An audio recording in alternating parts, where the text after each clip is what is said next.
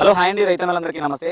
మనం వచ్చేసి వీరాంజనేయ క్యాంప్లో ఉన్నామండి. ఇక్కడ వచ్చేసి రైతన్న ఏదైతే ఉందో ఒక కోత కూడా తెంపడం అయితే జరిగింది. ఈ తోటలో కోత తెంపక ముందు ఈ విధంగా ఉండేదండి. ఇది యాక్చువల్గా అంటే పూర్తిగా ఫుల్గా కాయబట్టేసిన మొక్కలు ఏవైతే ఉన్నాయో ఇట్లా మొద్దు మారిపోయి ఉన్నాయి. చాలా మొక్కలు కూడా ఇట్లా ఈ రకంగా పసుపు కలర్లో అయిపోయింది. ఇది వచ్చేసి 5531 రకం.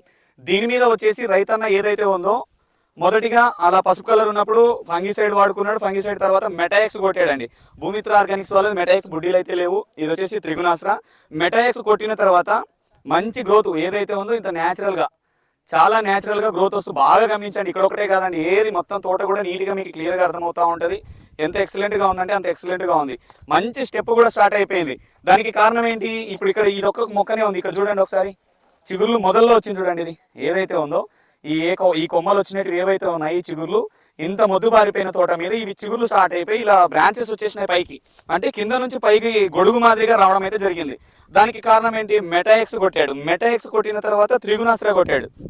మొత్తం వచ్చేసి అదొక 6 రోజులు అయినసరికి మొత్తం ఇది ఇప్పటికి ఇది 7 రోజులు అయిందంటే స్ప్రే చేసుకొని మెటాఎక్స్ తర్వాత ఇది కొట్టుకున్న తర్వాత మొత్తం 20 డేస్ అయిందండి దగ్గర స్ప్రే చేసుకొని. రైతు అయితే ఇప్పటికి 2 స్ప్రేలతో ఇంత నలుపుగా రావడం అయితే జరిగింది. బాగా గమనించండి, మొక్క కూడా ఆరోగ్యంగా ఉంది, ఎక్కడ కూడా డ్రాప్ అవ్వలేదు.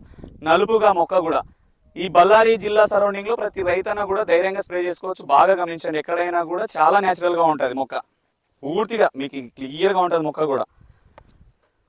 ఎంత నీట్గా ఉంది చూడండి. ఎర్రనలి కానీ లేదు, నల్ల తామర లేదు, త్రిప్స్ మైట్స్ ఏమీ లేదు. క్లియర్గా గ్రోతులు మాడిపోవడము లేదు.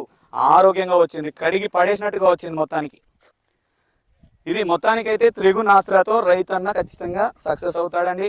ఖచ్చితంగా ఇప్పుడున్న పరిస్థితుల్లో గ్రోత్ కావాలి, స్టెప్ కావాలి అనుకున్నప్పుడు మెటాఎక్స్ తర్వాత త్రిగుణాస్త్ర ఇట్లా అయినా కొట్టుకోండి, లేదా త్రిగుణాస్త్ర కొట్టి తర్వాత మెటాఎక్స్ అయినా కొట్టుకోండి, ఇబ్బంది లేదు.